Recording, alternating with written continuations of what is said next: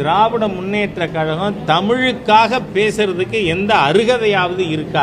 ஸ்டாலின் குழந்தைகள், கனிமொழி குழந்தைகள், அவங்க வீட்டில் இருக்கிறவங்க எல்லாம் இருமொழி கொள்கை படிக்கிறீங்களா, ஃபாலோ பண்ணுறீங்களா? உங்கள் பள்ளிக்கூடம் வெக்கமே இல்லாமல் சிபிஎஸ்இ பள்ளிக்கூடம் நடத்துகிற குற்றவாளிகளின் கட்சி Dravida Munnetra Kazhagam. I am for it. CBSE சிலபஸை நான் எதுக்கலை, ஆனால் நாம் தமிழ் வேஷம் போடலை. ஆனால் என் ஏழை தமிழ் விவசாயியின் குழந்தை 3வது மொழி படிக்கக்கூடாதா?